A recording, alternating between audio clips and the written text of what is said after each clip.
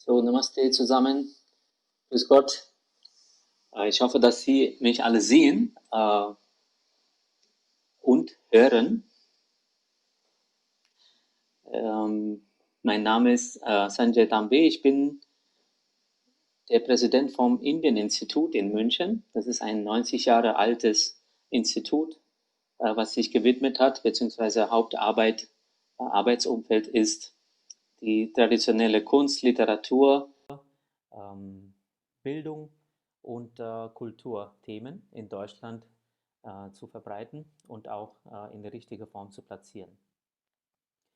Das Institut ist zwar alt, aber die letzten 2, 3 Jahre ist die Aktivität ziemlich verjüngt und Themen wie Ayurveda und Yoga sind auch mittlerweile sehr dort präsent.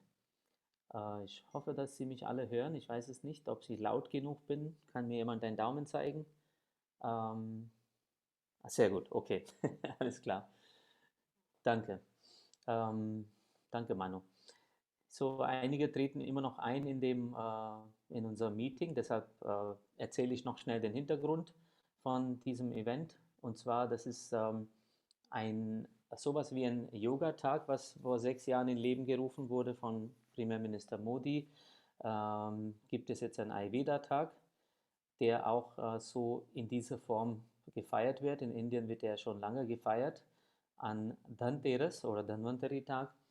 Und wir haben Anlass dazu genommen, diesen Tag als Festival sozusagen hinzufeiern, dass man die ganze Woche interessante Themen um Ayurveda erfährt und dass wir in Deutschland auch diese Themen entsprechend kennenlernen und verschiedenen Experten aus diesem Bereich eine Plattform bieten, dass sie sich hier vorstellen können, ihre Arbeit vorstellen können, präsentieren können und dass wir ein bisschen erfahren, was sozusagen in Deutschland alles möglich ist und wir können auch Fragen und Antworten haben.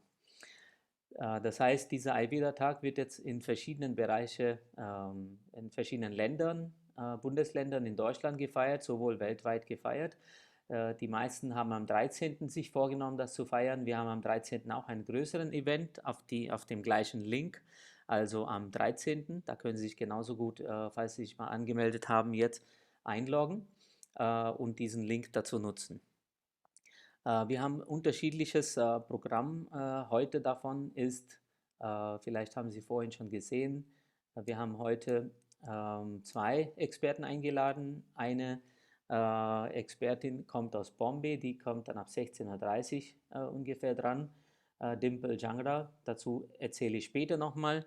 Der erste Vortrag bzw. Präsentation wird geleitet, gegeben von Brigitte Heinrich. Sie ist eine Heilpraktikerin und ich glaube, sie lebt und praktiziert Ayurveda seit mehr als 40 Jahren, kennt sich aus vom Herstellungsprozess bis zum, wie so eine ayurvedische sozusagen Behandlung stattfindet, sowohl wie so ein ayurvedisches Produkt stattfindet und wo der Ursprung war. Sie hat auch da lange gelebt und ihre Erfahrung gesammelt.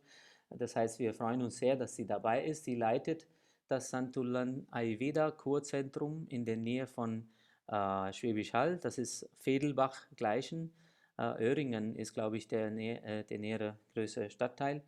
Und sie ist heute mit uns über Frauengesundheit zu sprechen. Nee, Verzeihung, sie ist heute dabei, mit uns über Immunität zu sprechen. Immunitätssteigerung, also Immunstärkung mit Ayurveda und die Hausmittel bzw. Anwendungen davon für zu Hause zu praktizieren. Ja, genau, heute ist ja das Thema Immunstärkung als Hauptthema. Sie sehen einen Chat-Window unten im Fenster, da könnten Sie Ihre Fragen schon reinschreiben, wenn sie aufkommen und wir können anschließend nach dem Vortrag die Fragen entsprechend aufnehmen.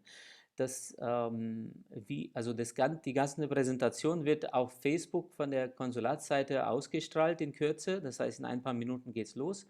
Und diejenigen, die vielleicht nicht möchten, dass ihr Video gesehen wird, schalten am besten ihr Video aus. Sie können jederzeit ihr Video einschalten und ausschalten. Das ist Ihren Wunsch gemäß, können Sie das machen.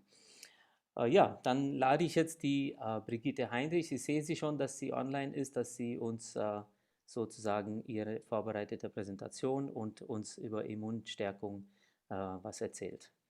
Brigitte.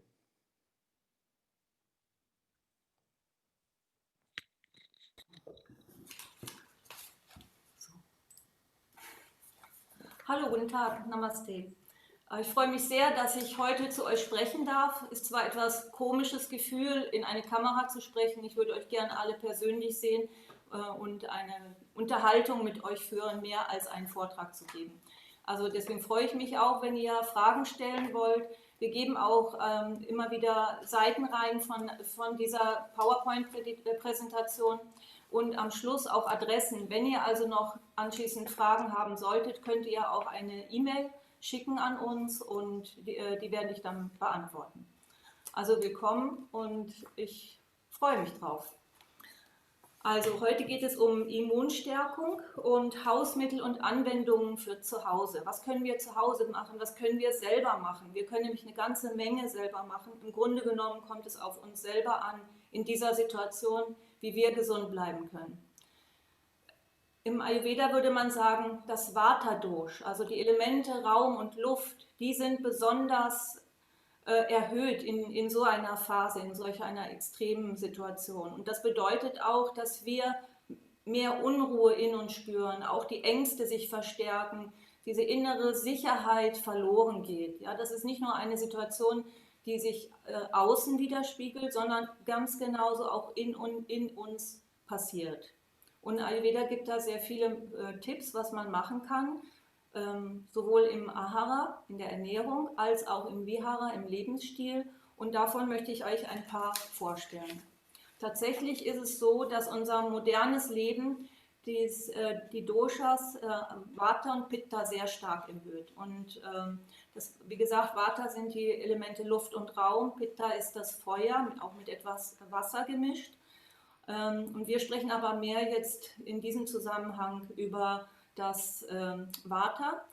Nur zum Pitta möchte ich dazu sagen, Agni, das Verdauungsfeuer, das ist tatsächlich das A und O. Darum dreht sich unser Leben, kann man sagen. Ohne Feuer, das wissen wir selber aus der Geschichte, konnten wir uns nicht weiterentwickeln. Feuer bedeutet Transformation, also alle Transformationsprozesse werden über Pitta gesteuert.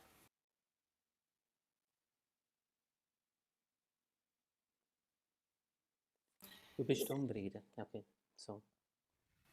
Bin ich jetzt noch stumm? Nein. Jetzt geht's wieder, du warst zwischendurch stumm. Okay, sorry. Also das Verdauungsfeuer wird sehr strapaziert, ist bei fast allen Menschen inzwischen entweder erhöht oder erniedrigt. Beides ist keine ideale, keine optimale Situation und führt längerfristig unter Umständen zu schwereren Erkrankungen oder schweren Befindlichkeiten. Und wir verstehen die Zusammenhänge nicht. Was können wir tun? Was können wir tun, um unser Immunsystem zu stärken? Jetzt wünschte ich würde eure Hände sehen und eure Einwürfe dazu, aber so muss ich es mir halt selber beantworten. Ja, es stimmt. Heißes Wasser trinken ist das allererste, was beim Ayurveda immer zur Sprache kommt. Und mit heißem Wasser heißt nicht einfach nur im Wasserkocher erhitzen, sondern tatsächlich sollte es mindestens 10 Minuten kochen. Eventuell, um noch die Immunsteigerung zu fördern, fügt man ein Stück Gold mit hinzu. Einen kleinen Goldbarren, 1 Gramm, 2,5 Gramm, wer sich mehr erlauben kann, kann es auch ein größeres sein. Und lässt dieses Gold einfach mitkochen, weil es sollte reines Gold sein, kein Schmuck oder kein gemischtes Gold, sondern wirklich das reine Gold, so wie wir es bei der Bank bekommen. Und es ist sehr gut fürs Immunsystem, sehr gut für einen gesunden Zellaufbau. Und dieses Wasser, das trinken wir während des ganzen Tages. Also auch ausreichend Wasser trinken. Man muss sich nicht zuschütten mit Wasser, aber doch jeder kann eigentlich spüren, wie viel Wasser er wirklich braucht. Die meisten so um 1,5 bis 2 Liter in diesem Bereich. Hängt natürlich auch vom Lebensstil ab. Ja, dieses Wasser trinken wir während des Tages und im Essen, das zweite sehr wichtige Zubehör, was wir brauchen, ist Ghee. Ghee, ayurvedisches Ghee. Möchte ich darauf hinweisen, heutzutage ist es zu einer Modeerscheinung geworden. Das heißt, Ghee kann man überall kaufen. Aber der Hintergrund, was Ghee eigentlich ist, wird nicht von allen Herstellern, das wissen viele nicht, woraus Ghee hergestellt ist und was es überhaupt bedeutet. Es ist nur ein gutes Produkt. Und deswegen möchte ich euch bitten, entweder macht ihr das Ghee selber oder schaut eben, dass ihr ayurvedisches Ghee bekommt. Zum Beispiel wir stellen das selber her, wir wissen, welche Butter wir haben und wie der Prozess sein soll.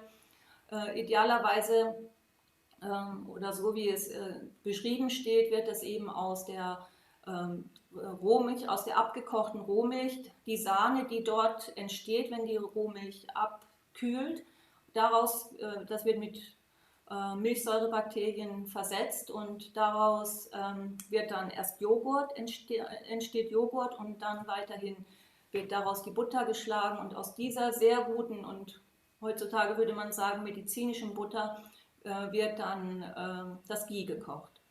Diesem Prozess am ähnlichsten kommt die Sauerrahmbutter, weil wichtig sind Reifungsprozesse.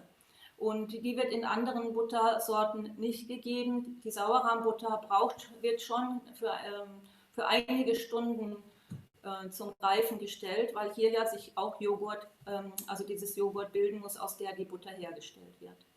Also besorgen wir uns die richtige Butter und machen daraus Ghee. Dann überhaupt schauen wir, dass wir natürliche, hochwertige Lebensmittel bekommen. Wir machen mehr selbstgekochte Speisen, wir essen warme Speisen. Vor allem am Abend ist es wichtig, warmes Essen zu sich zu nehmen, leicht verdauliches Essen zu sich zu nehmen. Und was auch komme, was auch sei, wir brauchen unbedingt mittags eine warme Mahlzeit. Die Mittags ist unsere Hauptmahlzeit, weil da das Verdauungsfeuer am besten ist. Und genau daran hapert es im Moment, dass wir all diese natürlichen Regeln vergessen haben und deswegen unser Körper von vornherein schon geschwächt ist. Wir müssen auf diese althergebrachten Methoden wieder zurückkommen. Die haben alle ihre Bedeutung und Wichtigkeit gehabt. Nahrungsergänzungsmittel wie Chavan Prash habt ihr sicherlich schon gehört und auch Ashwagandha, das sind Produkte, die das Immunsystem stärken können. Ausreichend Bewegung. Gerade jetzt im Lockdown höre ich immer wieder, dass doch das Gewicht zugenommen wird, weil die Bewegung fehlt. Es ist zwar schön, Homeoffice zu machen, aber zum Homeoffice gehört eine sehr, sehr große Disziplin, dass man sich eben ausreichend bewegt, dass man selber kocht und zu richtigen Zeiten isst. Die Möglichkeiten hätte man ja sogar in dieser Zeit. Aber so bitte ich euch eben, geht an die frische Luft, tankt Sonne, vor allem am Morgen. Die Morgensonne, das weiß jeder, ist die gesundeste Sonne. Die Luft ist reich und wir sagen, sie ist reich an Pran, an Lebensenergie. Und diese Lebensenergie müssen wir aufnehmen. Genauso wichtig ist es aber auch, nach dem Abendessen einen Spaziergang zu machen, bevor man dann auf der Couch es sich gemütlich macht. Denn wenn wir gegessen haben am Abend, dann ist das Verdauungsfeuer nicht mehr so stark und deswegen müssen wir ihm helfen, das Essen zu verdauen, dass es nicht im Magen-Darm liegen bleibt und das können wir am besten mit einem Spaziergang. An dem alten Spruch, nach dem Essen sollst du ruhen oder 1000 Schritte tun, nach dem Mittagessen eine kleine Ruhepause, nach dem Abendessen ein Spaziergang. Yoga und Pranayam. Die Tiefenatmung, die wir mit Pranayam erreichen, ist sehr, sehr wichtig. Denn wenn wir unsere Lungen gesund erhalten, wenn wir genügend Sauerstoff aufnehmen, erhöhen sich auch unsere Abwehrkräfte. Und Yoga ist wichtig für die Bewegung. Yoga hat eine sehr gute Wirkung auf den Geist, aber auch auf das Hormonsystem. Auch hier das Agni wird damit reguliert. Also mit Yoga meine ich aber kein Sport-Yoga, sondern ich meine wirklich traditionelles Yoga, so wie wir zum Beispiel Santulan Kriya-Yoga betreiben, was sehr ausgeklügelt ist, mit Atmung verbunden. Und wenn man das praktiziert, wird der ganze Körper einmal bewegt. Man braucht nicht zu viel Zeit und trotzdem sind es sehr intensive, tiefgehende Übungen. Zu Hause, was wir machen können, wir brauchen ein gutes, kultiviertes Sesamöl. Nicht einfach ein rohes Sesamöl, das ist Pitta erhöhen, sondern so wie Ayurveda-Öle hergestellt werden, so wie wir das Abhyanga-Sesamöl haben, das wir für unsere Massagen nehmen, sowohl in der Kur als auch also auch zu Hause. Das wurde sehr lange gekocht. Das wird durch diesen langen Kochprozess, auch die Zutaten werden gekocht, wird es sehr fein und wird von der Haut sehr gut aufgenommen und kann so seine entgiftende Wirkung machen, die davon erwartet wird. Außerdem reduziert es Vata im Körper und wirkt beruhigend. Regelmäßige Dampfbäder werden empfohlen und die Sinnesorgane nicht vergessen. Diese sollten regelmäßig gepflegt werden mit verschiedenen Ölen oder auch mit Ghee. Ich kann nicht auf alles eingehen, weil die Zeit, die rennt mir leider davon. Aber ihr habt sicher schon vom Nasser gehört, von der Nasendusche. Das würde ich auf jeden Fall empfehlen, in dieser Zeit regelmäßig zu machen, ruhig auch täglich. Oder auch vom Nasenghee, jeden Tag, jeden Abend vom Schlafen gehen, Ghee in die Nase tun. Ghee, also die Nase ist quasi die Pforte zum Gehirn. Das ist gut für unser Gehirn, aber auch für die Nasenschleimhäute müssen unbedingt jetzt befeuchtet gehalten werden, weil das habt ihr sicher gehört, das Virus tritt gerne ein über die Nase und wir müssen also die Nase gut schützen. Und das macht man mit Ghee, damit die Nasenschleimhäute nicht austrocknen. Dann ist es auch Meditation sehr wichtig, auch Lichtmeditation, ja, damit wir genügend Licht in uns hineinbekommen. Und das ist für den Seelenfrieden genauso wichtig wie für das Hormonsystem und auch wieder für das Agni. Eine uralte Methode ist das Räuchern. Das Räuchern hat es überall gegeben, in jeder Religion. Jeder kennt das in Santiago de Compostela, wie dort dieser Weihrauch, dieser große Behälter geschwungen wird. Und warum haben die das gemacht? Zur Desinfektion, weil all die Pilger, die da angekommen sind mit all ihren Erkrankungen, das war die beste Methode, um dort Krankheiten aufzuhalten. Und wir machen das auch. Wir räuchern jeden Tag, mindestens einmal, auf jeden Fall auch in unserem Kurzentrum räuchern wir alle Räume durch. Wir gehen immer durch die Therapie, nachdem die Therapien beendet sind und auch vorher. Wir gehen durchs ganze Haus. Wir gehen in den Meditationsraum, Yogaraum. Nach Patientengesprächen wird geräuchert, damit sich keine negativen Energien in unserem Haus niederlassen können. Und alle, die dort sind oder dort waren schon, wissen, da ist eine wunderbare Energie, die sehr rein ist, Meditationsenergie und heilende Energie. Die ist in diesem Haus vorhanden. Ja. Zum Räuchern nehmen wir gerne Kapha, wir nehmen natürlich Weihrauch. Wir selber haben von Santulan einen Purifier, Räucherwerk, was sehr gut für diese Reinigung wirkt. Auch Salbei wird dafür empfohlen. Und was auch gut ist zur Reinigung, ist Kapha. Aber bei Kapha muss man aufpassen, dass man wirklich natürlichen Kapha bekommt. So, was können wir alles selber machen?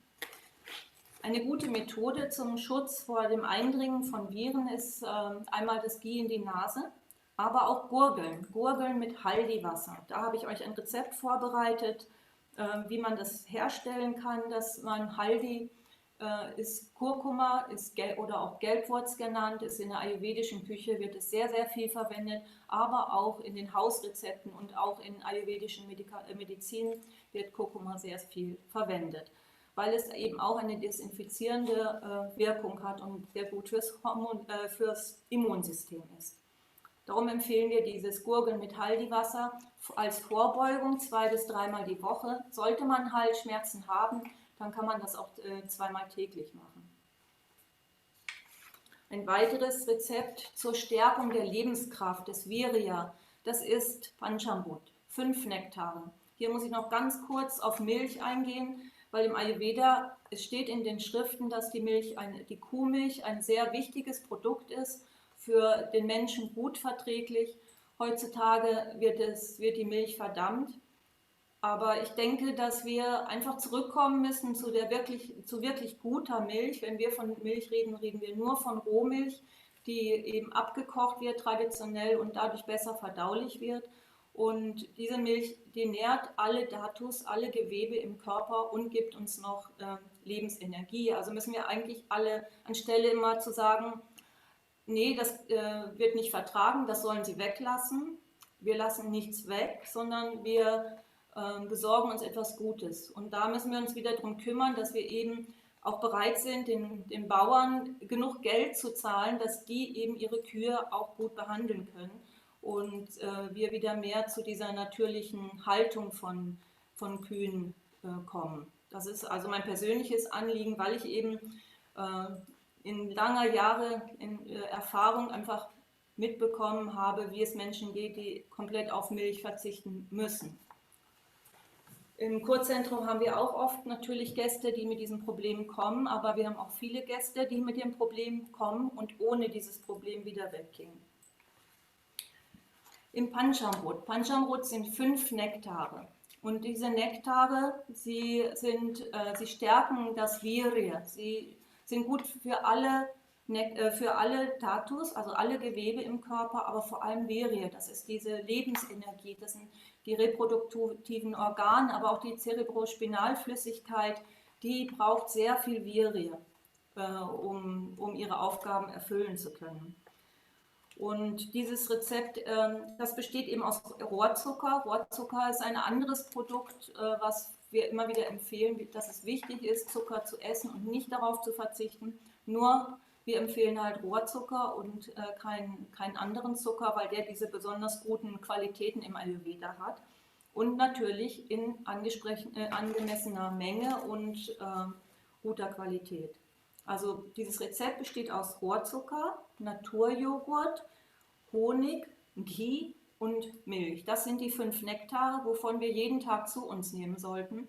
Die werden miteinander gemischt und das isst man morgens auf nüchternen Magen. Macht das mal wie eine Kur und ihr werdet sehen, dass wirklich die Energie im Körper sich verbessert, dass die Haut sich verbessert und ist auch sehr, sehr gut für die Kinder im Wachstum und auch gerade wenn man viel Stress hat, würde ich das auf jeden Fall empfehlen, jeden Tag zu sich zu nehmen.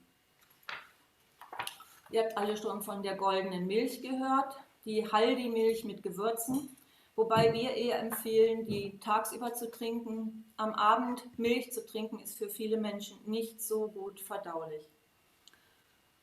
Wir stellen die her, also dass wir die Milch kochen. Wir kochen aber auch parallel eine Abkochung aus Haldi, also auch wieder aus Gelbwurz, aus Ingwerpulver, getrocknetem Ingwer, Kardamom und mit ein klein bisschen Pfeffer und lassen das einkochen und dann mischen wir das und das trinken wir, geben einen Löffel Rohrzucker dazu oder Santulan hat zum Beispiel so Kalpas, das sind ayurvedische Zubereitungen auf Basis von gereinigtem Rohrzucker und das in Kombination mit Gewürzen wie Anante, blutreinigend oder auch Shatavari.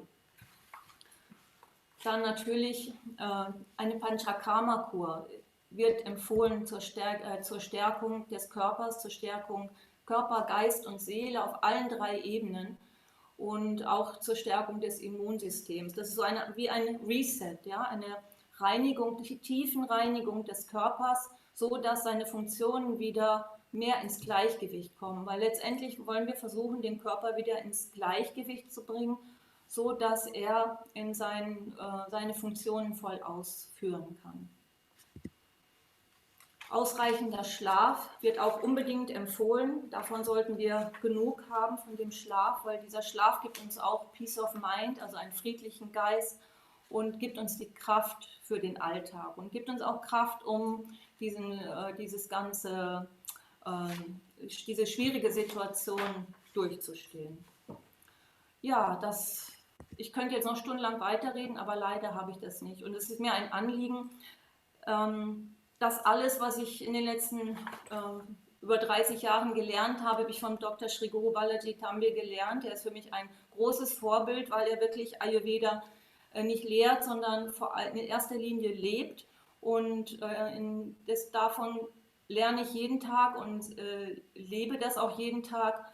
Und ich bin sehr froh, dass er sich jetzt zur Mission gemacht hat, seitdem es diese Corona-Pandemie gibt, jeden Tag ein YouTube-Video zu veröffentlichen. Und das kann ich euch empfehlen, weil da gibt es enorm viele Tipps, Hausmitteltipps, enorm viele Dinge, die wir selber machen können. Das könnt ihr euch eben anschauen. Und das ist auch sehr ermutigend, dass wir eben selbst entscheiden können, was gut für uns ist. Und ich denke, das wollen wir auch wieder erreichen. Wir wollen selbstbestimmt leben und dafür müssen wir uns gut kennenlernen, unseren Körper und unsere Bedürfnisse gut kennenlernen und uns an gewisse Ahara- und Vihara-Regeln halten, zusammen mit einer guten Kombination von Hausmittelchen, die es gibt, können wir mit dieser Situation gut umgehen. Ich wünsche euch allen, dass ihr gesund bleibt, dass es euch gut geht, dass ihr auch so ein Feuer für Ayurveda entfacht in euch, weil Ayurveda ist meiner Meinung nach und auch viele andere Menschen die Meinung, dass es die Medizin der Zukunft ist und in Zusammenarbeit mit Allopathie am allerbesten wirken wird. Wir können wunderbar Hand in Hand arbeiten, um optimale Ziele zu erreichen. Auch das habe ich von Dr. Tambi gelernt, weil er das in Indien schon lange so betreibt. Also, vielen Dank fürs Zuhören. Sanjay, soll ich noch irgendwas? Ja, vielen Dank, Brigitte, ähm, für den ausführlichen Vortrag. Es gibt eine Frage hier im Chat-Window, das Rohrzucker-Rezept will jemand noch sehen. Kann man das nochmal kurz einblenden über den Bildschirm? So, ich kann jetzt kurz noch zusammenfassen für die englischsprachigen Gäste, die mit im sind, aber davor möchte ich noch mal kurz ankündigen, was gestern der Gesundheitsminister hier angekündigt hat, dass er solche Aktionen sehr gerne begrüßt und unterstützt. Und mittlerweile hat er auch erlebt, er war selber in Deutschland letztes Jahr und hat festgestellt, dass in Deutschland erstens ein sehr starkes Interesse besteht für das Thema Ayurveda und auch sehr viele Unis und Krankenhäuser mittlerweile mit verschiedenen Forschungsprojekten begonnen haben, wo sie Ayurveda integrieren und versuchen sozusagen das hier in eine modernere Form zu recherchieren und auch nützlich zu machen für die Menschen hier. Es gibt verschiedene Dachverbände hier, die auch sich bemühen, natürlich Ayurveda einen Standard zu schenken oder zu geben. Es gibt eine Art Lobbyarbeit, die man hier machen muss und dafür gibt es auch eine gewisse Bewegung mittlerweile. Und es ist trotzdem natürlich schwer, Ayurveda-Produkte einfach im Supermarkt zu kaufen, wie man sie sonst, so andere Produkte, die man kennt. Also es gibt besondere Betreiber, sage ich mal. Wir erfahren in den nächsten Tagen immer mehr Sachen, insbesondere nicht nur wegen Corona jetzt, was die Immunitätsstärkung oder Immunstärkung, meine ich, zu bewerkstelligen, sondern auch insgesamt Gesunderhaltung. Ich glaube, ganz viele Leute haben auch das Problem mit Psychologie, dass es eine psychologische schwere Arbeit vor sich geht. Familien, Menschen, die vielleicht alleine leben oder auch Familien, die zusammenleben, auch schon Schwierigkeiten haben. Und da hilft ja auch Ayurveda. Und darüber werden wir auch am Donnerstag was hören. Und am Freitag haben wir eine große Panel-Diskussion zum Thema Ayurveda und Ayurveda für Corona, beziehungsweise Ayurveda in Corona-Zeiten, wie kann das letztendlich helfen? Ähm, und das werden wir sozusagen in den nächsten Tagen auch lernen. Jeder, der jetzt hier das gesehen hat heute und wenn es Ihnen gefallen hat, teilen Sie den Link mit Ihren Freunden und Verwandten oder Interessierten. Das wäre schön. Dann können Sie sich die nächsten Tage auch teilnehmen. Natürlich sind Sie auch genauso willkommen. Als nächstes kommt ein Gast, aber davor habe ich hier zweite Frage, dass man die Slides haben möchte. Das heißt, ich schreibe hier, dass man letztendlich eine E-Mail schreibt an Brigitte, an info@santulan.com war das, oder? War vorhin drin gestanden in der Präsentation? Info@ayurvedakuren. Info@ayurvedakuren.com. Info@ayurvedakuren.com ist die Adresse. Ich schreibe sie hier im Chat-Window, damit die jeder sehen kann. Und die Infos werden danach auf der Ayurveda Days Webseite im Facebook publiziert. Ich bedanke mich einmal bei dir, Brigitte, persönlich, dass du deine Erfahrungen in kurzer Form, kompakter Form jetzt wegen Immunstärkung mit uns geteilt hast. Und ich bedanke mich auch sehr für die Unterstützung vom Konsulat und das Ministerium aus Indien, dass wir diese Plattform hier aufbauen und in Deutschland machen können.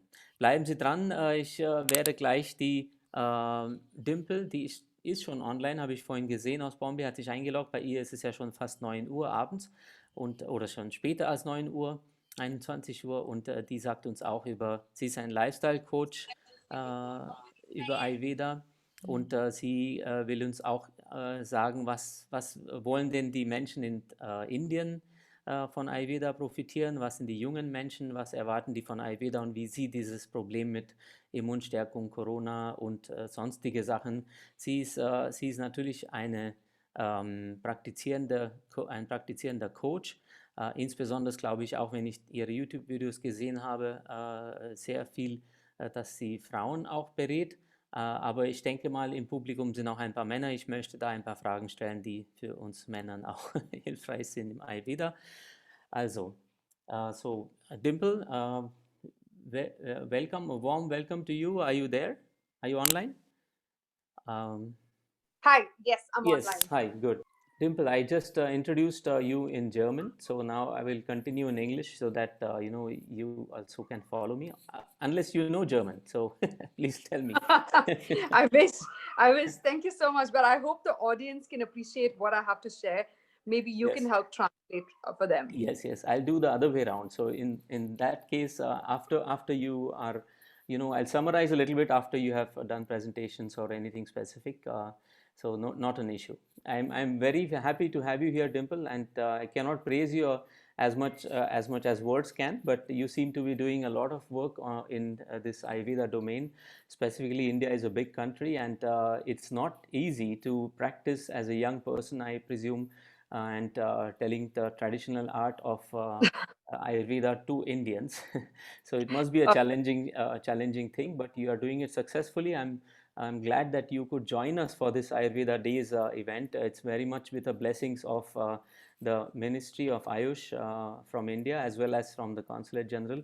And we from Indien Institute, we decided to take people like you to do some experience sharing, and that we get to know what Ayurveda can offer us in today's times. Mostly we can talk about a few things about Corona, how to take care of oneself, how to increase your immunity against diseases, against whatever disturbances can come up, as well as in general, how can we take care about your health, our own health. So go ahead, just maybe you can start with your introduction, probably more than Sure. I will be very happy to speak in English since I'm fluent in the language. And I'll be very happy if you could translate it in German for those who've joined us. I was listening to the session that happened before this, even though it was in German. It felt very close to my heart because I could resonate with the words she was using, and I was able to pin the meaning together. She spoke about the three doshas. She spoke about Kapha, Pitta, and Vata. Literally, to just take off from that session, since you understand that the body is made of 5 elements: earth, water, fire, air, and space. Nothing astronomical about us, nothing magical about us. Everything else is outside of these 5 elements: are ego, identity, pride, nationality, ethnicity, color, race, religion. These are man-made. Nature only intended us to exist in the pure form of these 5 elements. We obviously are bestowed by 6 senses, our ability to dissect things and understand. But dissecting also means killing that beauty. To admire a flower, you must admire the flower as is, not dissect it in a lab and prove that indeed it is a beautiful flower, but the flower is already dead.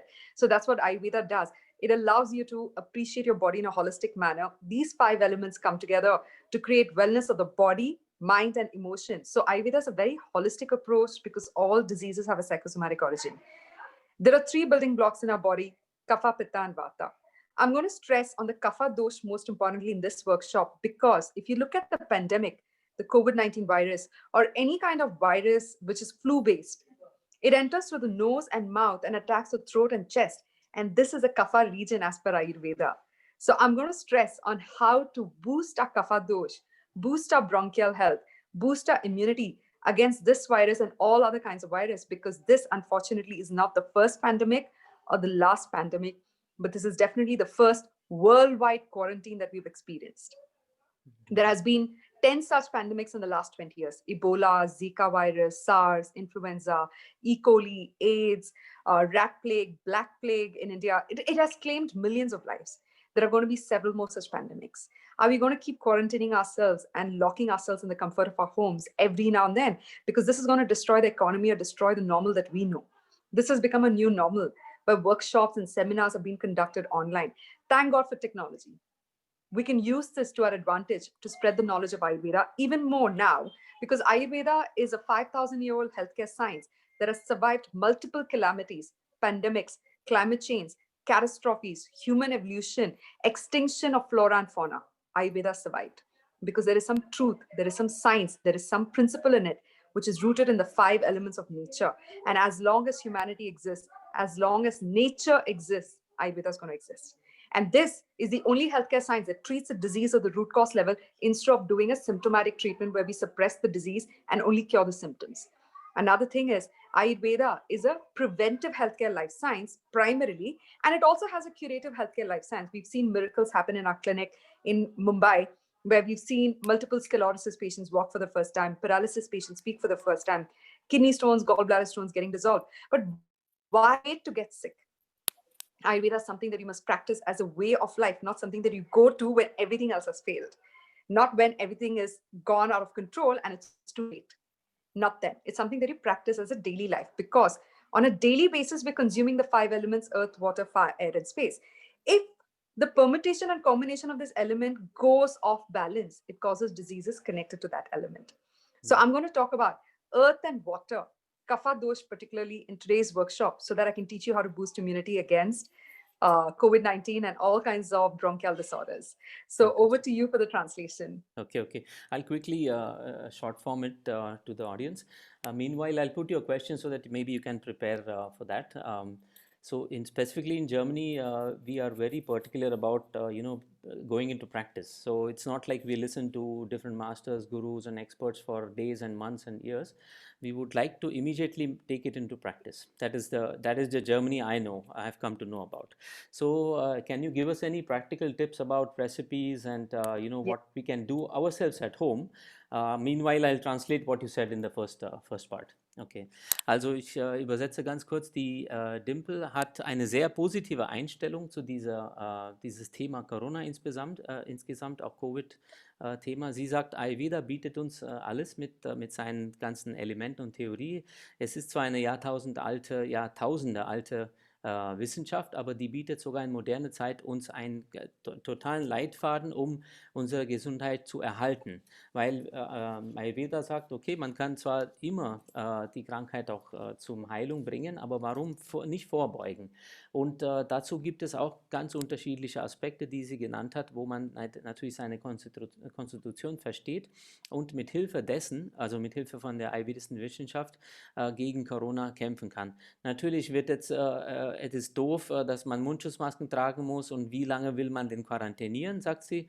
Ist das der Weg, statt einfach sich stärker zu machen von seiner Gesundheit her, damit eben diese Situation besser konfrontiert werden kann, statt sich dauernd zu quarantänieren, weil es gab ja, das ist nicht die erste Pandemie, es gab ja ganz, ganz unterschiedliche Pandemien, die sie auch aus Indien genannt hat, die wir auch hier teilweise aus Europa, Mittleren Europa kennen. Und sie sagt, immer hat man versucht, natürlich daraus hinauszuwachsen, indem man gesund rausgekommen ist und natürlich das geholfen hat, nochmal nicht nur von der Gesundheit zu wissen, wie man da über Pandemie übersteht, sondern auch letztendlich daraus stärker herauskommt. Die nächste Frage, die ich ihr gestellt habe, ist, dass es in Deutschland sehr nach Praxis geht. Also es ist zwar schön, Experten zu hören, für lange Zeit und auch Ärzte zu hören, aber wie kann man als junger Mensch in Deutschland einfach das in Praxis umsetzen? Sie will uns darüber vielleicht erzählen, ob da irgendwelche Rezepte gibt, beziehungsweise was man dagegen tun kann. So, I actually tried to make it compact, but I think I told the substance. Now maybe we can address that question which I put together before. Sure. So if you look at the COVID-19 virus, it enters through the nose and mouth and attacks the throat and chest. The first few symptoms you have is a throat infection, tightening of the lungs or hardening of the lungs, difficulty in breathing, and the fever, cold, and cough are other symptoms that you start developing. Now, whether you're symptomatic or asymptomatic doesn't matter. The fact is, this part of your body needs to be addressed. You need to boost your immunity in such a way that your immunity becomes a defense armor, a mechanism around you that protects you not just from this virus, but all of the virus, because there are 7.6 billion people in the world, and we cannot control the hygiene level of 7.6 billion people. What we can control is our own immunity, because even the most powerful leaders have fallen. Even the most powerful scientists haven't been able to come up with an answer to this. Even they believe that whatever vaccine we come up with, immunity has to be strong. So those who have an immunity will survive this pandemic. Those who don't will have to struggle and make their way through.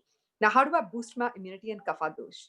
Kapha, it's written in Ayurveda, has an inherent taste, which is sweet, sour, and salty.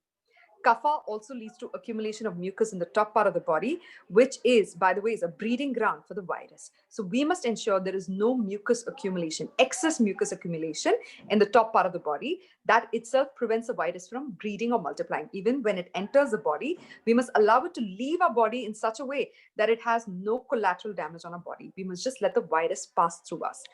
Second is water retention.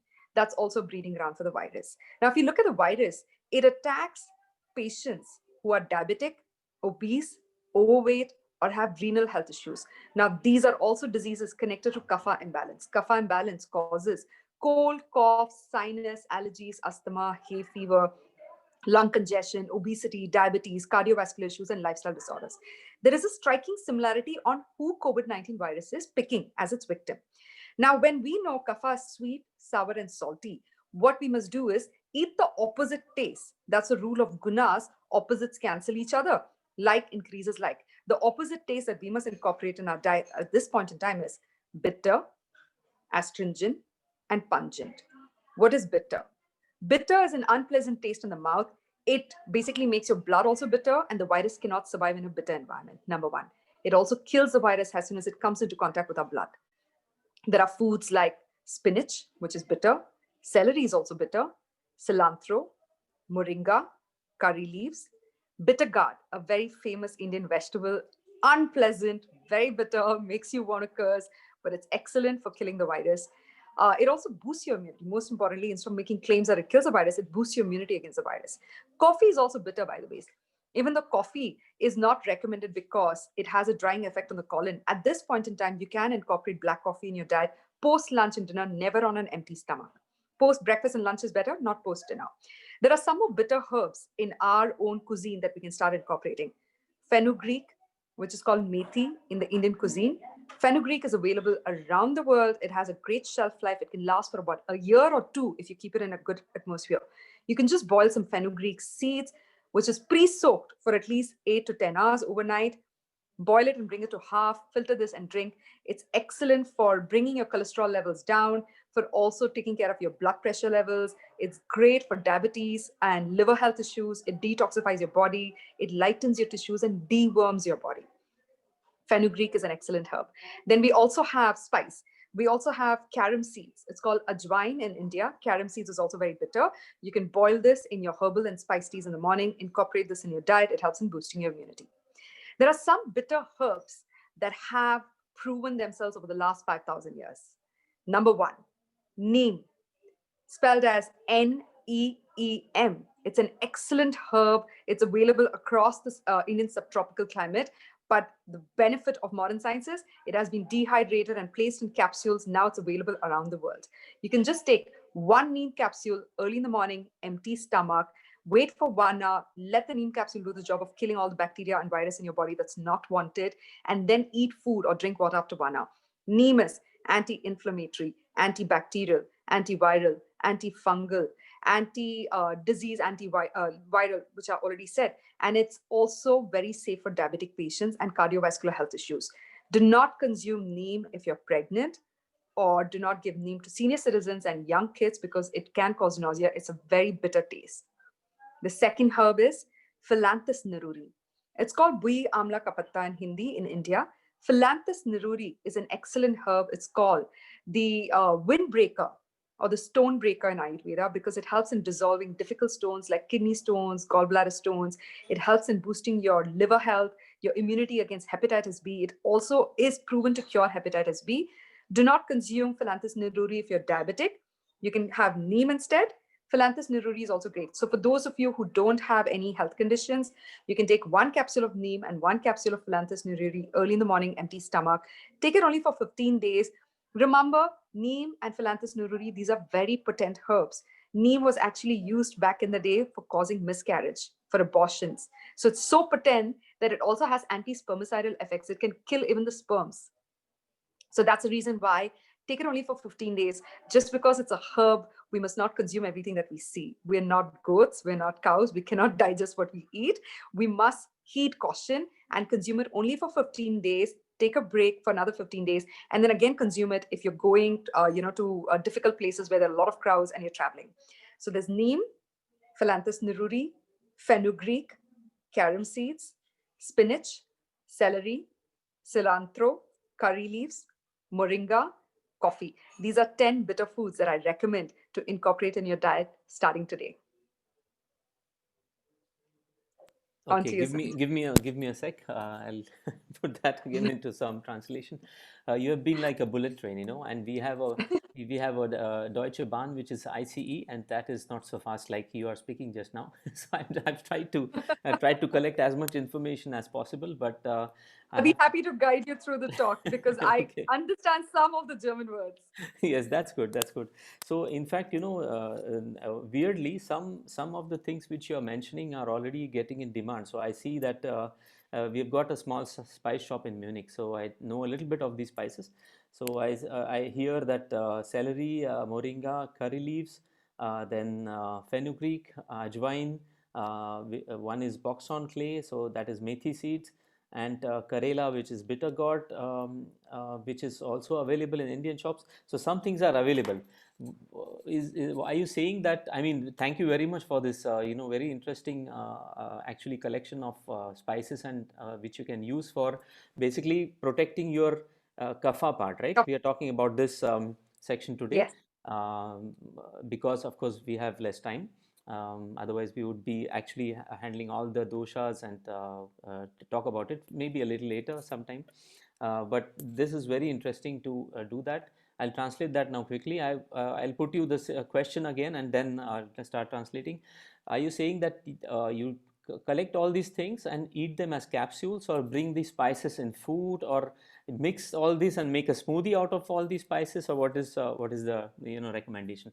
So jetzt für die deutschen Gäste kurz. Ich habe mich bedankt, dass wir ein ganz tolles Sammelsurium von verschiedenen Gewürze gehört haben, die wir insbesondere für Kapha-Schutz nehmen sollen, weil sie sagt, das Kapha-Dosha sollte man so stärker machen, dass es nicht infiziert werden kann von eben Corona. Und sie denkt, dass hier ist die Infektionsmöglichkeit viel stärker gegeben durch Einatmung und durch Mund- und Nasen. Das ist zwar der Nasenschutz da, aber wie kann man von intern aus die Immunkraft so stärken, dass das gar nicht erst eingreift? Dafür hat sie gesagt, es gibt, Kapha ist ja normalerweise süß, sauer und salzig, hat die Eigenschaft. Und wie kann man das so schützen, dass es nicht angegriffen werden kann? Da sollte man ein paar bittere Sachen nehmen, die integrieren im normalen Essen. Und dazu gehört, sagte sie, Spinat, Sellerie, dann Karela, dann Methi Seeds, also Boxhornklee, dann Moringa, Currypulver. Sie hat noch gesagt, wenn man Diabetes hat, sollte man keine Neem Pulver nehmen oder Blätter nehmen. Das ist nicht so lustig, wenn man zum Beispiel schwanger ist. Selbst Diabetiker können das nutzen, in Maßen natürlich, weil das arg bitter schmeckt. Und dann Amla Patta, that is like auch die Blätter, die man hier bekommen kann. Und Philanthus Neruri, das ist, habe ich jetzt zum ersten Mal gehört, den lateinischen Namen. Das ist sozusagen, ich weiß nicht, ob alles hier erhältlich ist, aber sie hat noch was zum Glück gesagt, Kaffee. Also ich möchte auch wissen, in welcher Form man Kaffee, in welchem Maße man das nutzen kann, dass es schützt und nicht zu einem wie ein Abführmittel oder keine Ahnung als schlaflose Nächte bereitet. Das möchte ich jetzt wissen.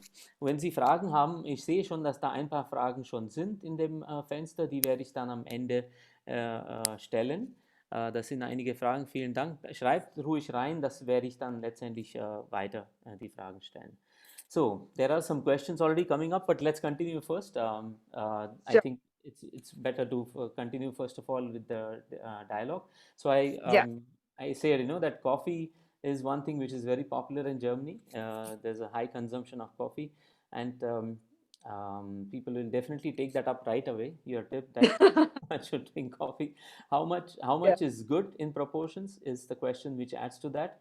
And my first part of the question, where what would you recommend? Integrate all these spices in everyday's diet, or make a capsule out of it, or how to go about it? So I am actually going to be sharing some more kada recipes, because people have been asking about Ayush Khat and all of that. When it comes to spinach, celery, cilantro, curry leaves, moringa, incorporate it in your daily diet. Like you can make, a vegetable dish out of all of these herbs and spices.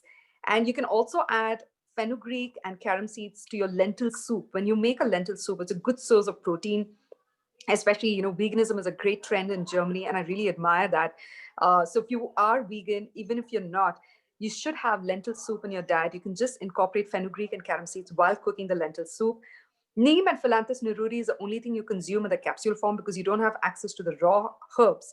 We have access to it in India. We just buy it from the farmer's market, wash it, grind it, make a paste, and swallow it raw. It's even more bitter, but you're lucky, you just have to take it in a capsule form. You can take off the plastic, though, the edible plastic. I'm not a big fan of it. You can dissolve it in half glass of warm water, or boil it in half glass of warm water and drink it. It's more effective when you drink it in a fluid form rather than consume it in a capsule. So these are the bitter foods. The second is astringent, and the third is pungent foods. When we speak about astringent foods, astringent is basically a feeling, it's not a taste. It dries up the saliva in your mouth and dries up the water retention in your body, tightens your skin, your tissues, and tightens your collagen, thus reversing wrinkles. And it's an anti-aging recipe, actually. So astringent fruits like seasonal, blackberries, blueberries, Indian blackberry is excellent. It's called kala jamun. It's extremely astringent. It's excellent for diabetic patients and for kapha dosh particularly. Then we have blueberries, cranberries, raspberries, cherries, strawberries, green apple, red apple. An apple a day keeps the doctor away for this reason. And then we have even pineapples. They're astringent sometimes, even though they're sweet. Raw banana. These are a list of astringent fruits. Indian gooseberry tops the chart when it comes to astringent foods. It's loaded with vitamin C, antioxidants. It's also anti-carcinogenic in nature. It helps in preventing cancer. It's anti-inflammatory, antibacterial, antiviral, antifungal. One Indian gooseberry is equal to 20 citric fruits, which is literally 5 glasses of orange juice. So you don't even have to drink orange juice. I'd rather have you have one Indian gooseberry early in the morning. It's called Amla.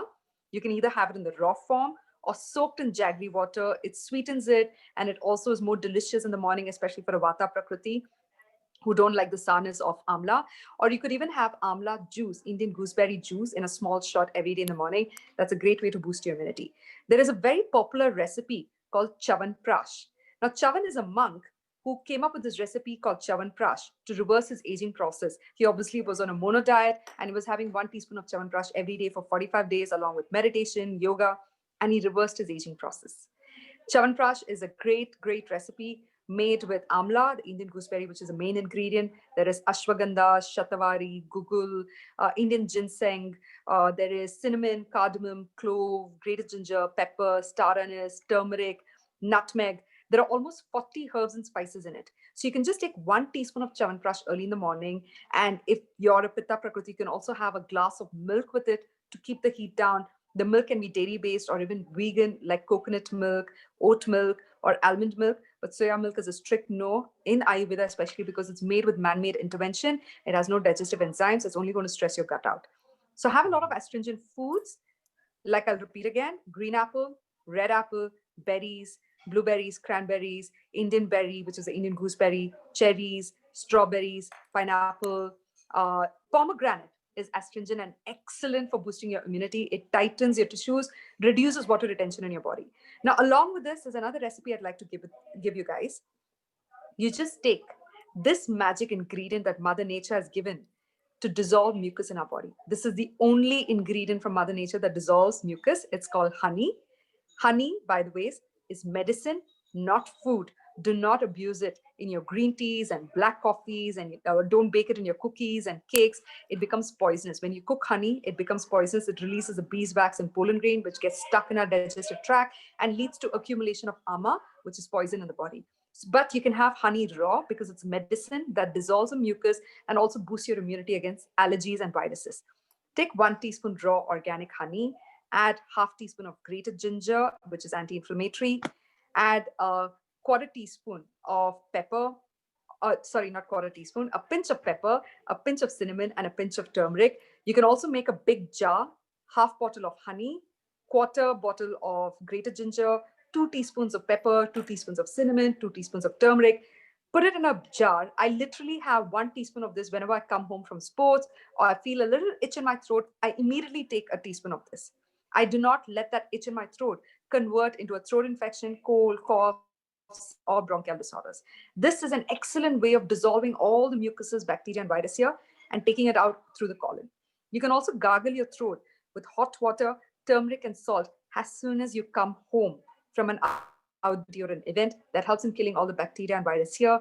Oil pulling is another way of boosting your dental and gum health and protecting and boosting your immunity in the mouth region.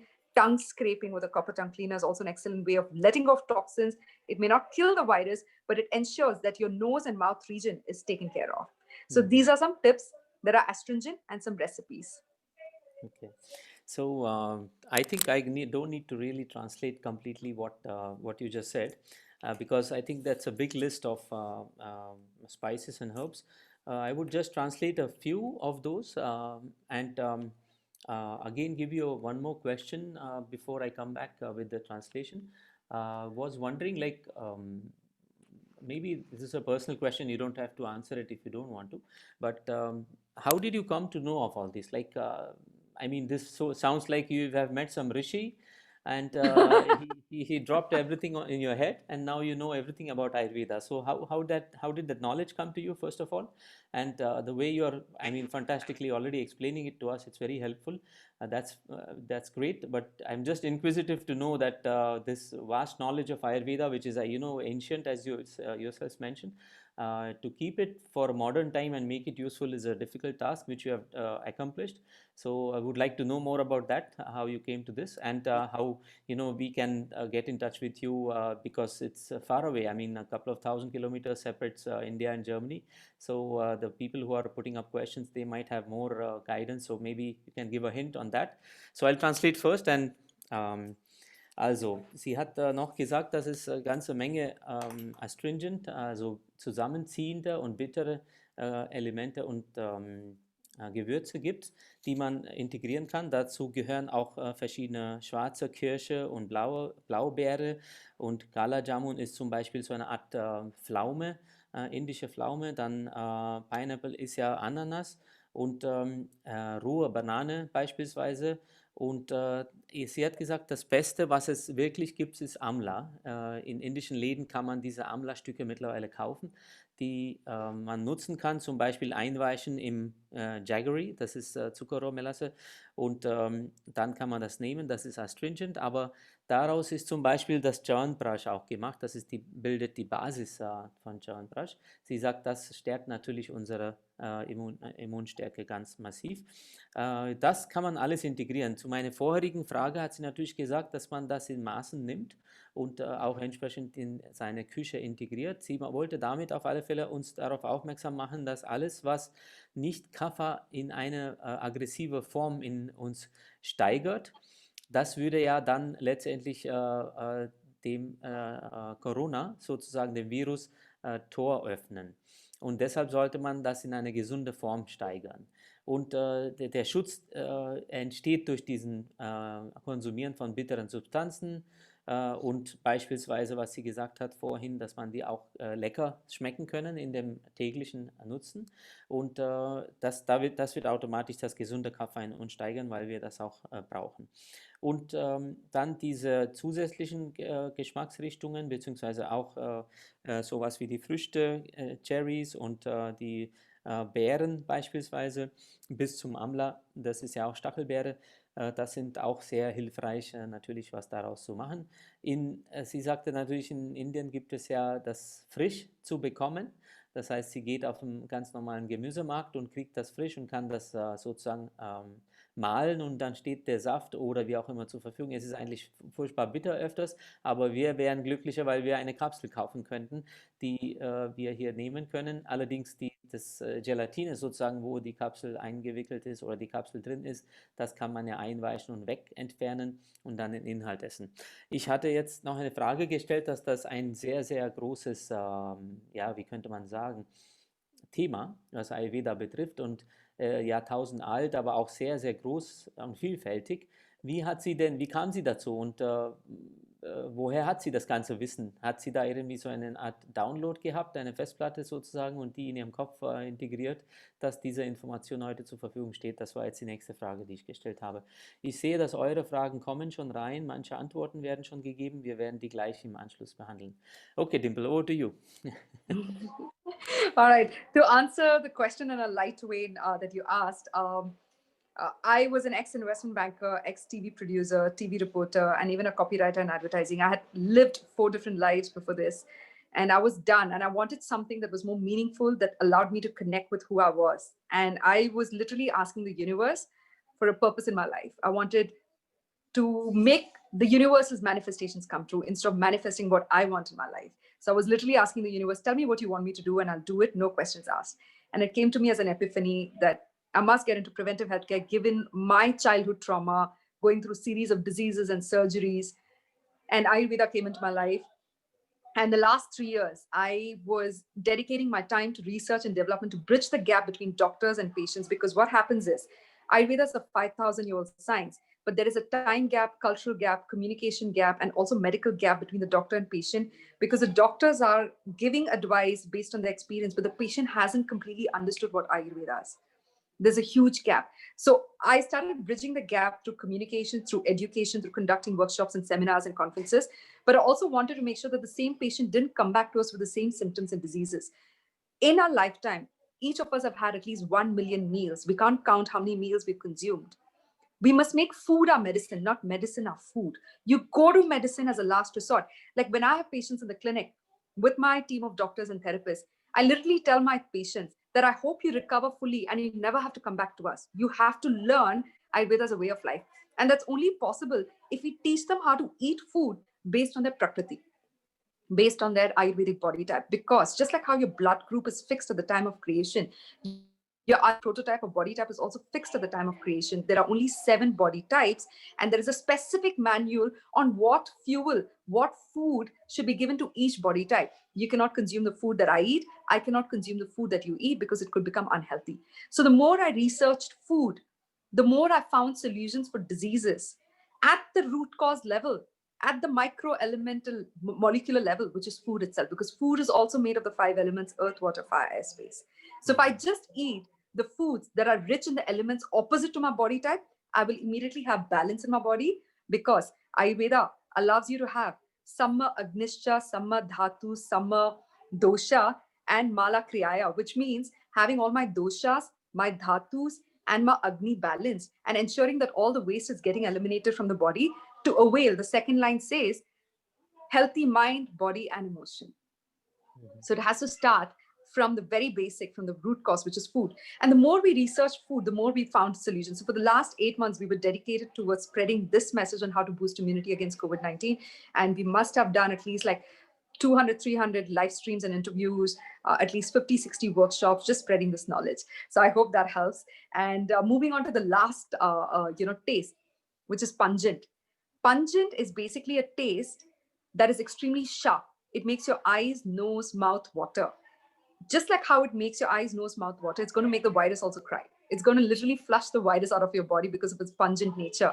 There are a series of foods that are pungent. Like, for example, chili is definitely pungent. Capsicum, radish, onion, garlic, anything that increases your body temperature energetically and temperature-wise is pungent. So onion and garlic is also great.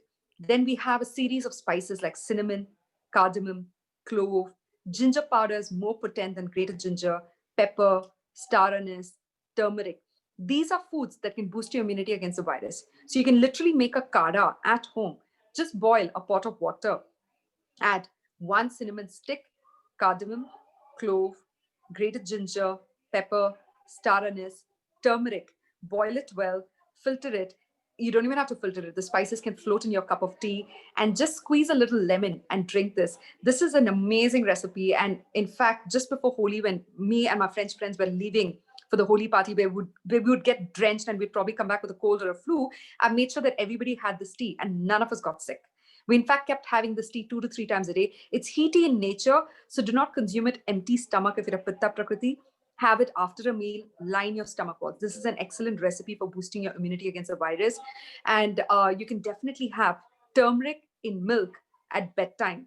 That's anti-inflammatory, antibacterial, and milk is a great carrier for this medicine. It takes the benefit of this medicine all the way to the brain. It helps in preventing neurological disorders, psychosomatic disorders at this moment in time. All of us are feeling a lot of uncertainty about the future. So there's a lot of anxiety, stress, mild depression symptoms. Turmeric with milk will help you cure insomnia and anxiety issues. There's another thing you can do to cure sleeplessness, which you might be experiencing during this pandemic. Just take half glass of milk, half glass of water, and a pinch of nutmeg. Boil it well and drink it at bedtime. You'll be knocked off like a sweet baby elephant that's snoring away to glory. Sweet dreams. And if you have a lot of nightmares, or if you have colon health issues and constipation issues, which also, by the way, is connected to the gut and the brain, which leads to anxiety and stress and psychosomatic imbalances, you just take 1 glass of milk, vegan or dairy based, add 1 teaspoon of clarified butter, which is ghee. Even if you're vegan, we have a lot of vegan clients from 49 countries who've made an exception for just ghee because it pulls heavy metals out of the body. Take a glass of milk, 1 teaspoon of ghee, drink it at bedtime. It'll moisturize your gut, your koshta, your colon, and it'll allow smooth evacuation of waste from your body. These are some easy tips to prevent the COVID-19 virus, to boost your immunity, to get rid of constipation issues, to treat insomnia, and also keep boosting your digestion during this point in time, because people are facing a lot of indigestion due to anxiety and stress. This is an easy recipe again. Just take 500 ml of water, add 1 teaspoon of cumin seeds, 1 teaspoon of fennel seeds, 1 teaspoon of coriander seeds, 1 cardamom for taste, and a pinch of ajwain, which is carom seeds. Boil it and bring it to half, 250 ml. Filter this and drink this early in the morning, empty stomach, or 1 cup before every meal. This will boost your digestion, your agni, your metabolism, and your overall health, and it will allow you to have ojas in your life. Okay, great. So this is a good word, ojas. I think one of the questions which were put in here were already answered by you. The lady wanted to know how can you specifically protect your sinuses, and I think you just answered that by saying that you can prepare a kada which can be everyday use, using, for example, all these different spices. I'll translate that And quickly. even honey, Contact it. ginger, pepper, turmeric, Honey, ginger, cinnamon, pepper. that's Yes. excellent for sinus. Right. So I'll translate that quickly, and then somebody is asking how to actually get all these recipes because really quick. But what we have done is we have put this video on live on Facebook, so people can actually repeat and see it again and again, and they will be able to contact you, which we will mention also in this on the website. That where how they can get in touch with you, in case there are other questions, etc. So yes, I mean, if there are no further serious questions, we're already good in time. Yes. Unless you have a very specific message for us in Germany, Dimple, because I mean, pandemic times are not able that we are not able to travel. I usually travel very happily to India, but it's now difficult at this point in time. And the things which you just now said are luckily easily available now in Germany. Many of the spices, which is good, because they might be medicinal, but they are available now in the different supermarkets here, which is Yes. good. We can make use of those. What is your, I mean, in this pandemic times, what is your personal message to the audience and to us in Germany regards to Ayurveda, of course? I mean, I know that you are taking help of Ayurveda absolutely in a fantastic way, and also helping people with that. So just Sure. as a last word from your side. So, for me, Ayurveda is not just for physical health, it's for mental, emotional, and spiritual health, because Ayurveda and yoga are the two tools that prepare your body for meditation so you can attain salvation. So I'll give you something from Ayurveda. There are two kinds of travelers. This is something I'm telling you from experience. There's one who travels outside to many countries to see and experience things. And there's one who travels within to experience the same world. So you can actually travel without moving from your chair. You just need to find that inner peace and that equilibrium, because your reality is a projection of your thoughts and imagination. So you need to be careful what you're thinking, what kind of thoughts, what kind of ideas, what kind of books, music, or content you're consuming, what kind of food you're consuming. Because indigestion of thoughts leads to anxiety, stress, and depression. Indigestion of food leads to diseases. Indigestion of estrogen and testosterone leads to gynecological and fertility related disorders. Indigestion of principles leads to moral bankruptcy. All diseases have a psychosomatic origin. If we can strengthen our mind, we can strengthen our immunity without even lifting our finger, and we can win this pandemic by just spreading this message through kindness, through love, through compassion, and keep boosting your immunity. If we can boost the immunity of 35 people and this 35 people can boost the immunity of another 135 people, that ripple effect can take over this pandemic and help this world. And if we can marry modern science and traditional Ayurveda, we can save humanity. Fantastic, Dimple. That's a very nice message for the audience here. It was a great pleasure to have you here today and to have your time. I know that's very late in India. It's usually not recommended time according to Ayurveda to be awake and talk to hundreds of people. So I imagine that it will be healthier to go to bed in your case. In our case, yes, I mean, it's getting darker here because of winter and everybody's worried about different things that are happening here, and your fantastic tips have been recorded luckily, and we can listen to it again and again, and it was really mind-blowing experience to have you as a highlight here of the Ayurveda days in Munich, in Germany. I guess you'll be back on 13th, right, with us? You'll be joining us Yes. the panel discussion again. I'm very happy about that. A couple of sessions now, still tomorrow and day after tomorrow. One is about pregnancy or baby care, and another one about Ayurvedic products and Panchakarma treatments. So we have got different doctors and specialists who are also going to share their knowledge with us. If you feel like, and of course join us anytime on this link, or we'll see you on next Friday on 13th on Dhanteras. I look forward to that. Okay. I look forward to that. It was my Fine. pleasure and my honor. Thank you so much for having me. And Friday the 13th is Dhanteras. It's the day of Dhanvantri, the day Ayurveda was born. And luckily for me, I share a star birthday with Dhanvantri. So I wish you all good health, happiness, and lots of prosperity. Thank you. Thank you. Thank you so much. Thank you, everybody. Vielen Dank zusammen an alle, auch die da sind, und ich habe mich bedankt bei Dimple gerade, dass sie uns all diese Informationen gegeben hat. Sie ist am 13. wieder hier mit uns bei der Panel-Diskussion. Morgen ist ein interessantes Thema und dann übermorgen ist wieder ein interessantes Thema. Ich kann vielleicht das morgige Thema sagen, da ist Frauengesundheit mit Ayurveda, Zusammenhänge und praktische Tipps für zu Hause. Und eine zweite Session ist das Besondere an pflanzlichen Nahrungsergänzungsmitteln nach Ayurveda. Das sind zwei Sessions, die wir morgen haben. Übermorgen haben wir einen Kochkurs, der hier vorgeführt wird im Zoom, so ein ayurvedischer Snack sozusagen vorbereitet. Und die zweite Session ist auch Kinderwunschtherapie. Und am Freitag ist ein sehr umfangreiches, große 3 Stunden, die wir zusammen haben. Das heißt, wenn euch das gefallen hat, dann bitte teilt diesen Link weiter oder die Facebook-Seite, und ich schreibe noch, also hier ist es schon, dass dieser Video hat jemand gepostet, das ist schon mal nicht schlecht. Das ist da live zu sehen, oder man kann das auch immer wieder hinterher sehen. Ich möchte mich nochmal mein Danke an das Konsulat in München, Herr Mohit Yadav, der war gestern da, und der Konsulgeneral hat uns auch gratuliert und Glück gewünscht, an das Indien Institut für diesen Rahmen. Vielen, vielen Dank. Wenn ihr besondere Fragen noch zum Gewürze und so weiter in praktischen Küche haben, wir haben einen kleinen Shop in München, das nennt sich Würzbar. Die würzbar.de habe ich gerade im Chat reingeschrieben. Und es gibt diverse Shops, die hier vorhin da waren. Da gibt es verschiedene Gewürze, die hier besprochen worden sind. Hören Sie nochmal das Video von Dimple an, dann können Sie diese Sachen sozusagen auch wahrscheinlich online kaufen oder in den Läden kaufen. Wenn Sie Fragen haben, richten Sie an uns, und vielen Dank auch nochmal an die Brigitte Heinrich von Santulan Ayurveda, die uns auch ein sehr umfangreiches und aufschlussreiches Thema gesagt hat, wie man seine Tagesroutine nach Ayurveda zur Immunstärkung nutzen kann. Also bleibt gesund, bis bald und bis morgen vielleicht schon. Tschüss.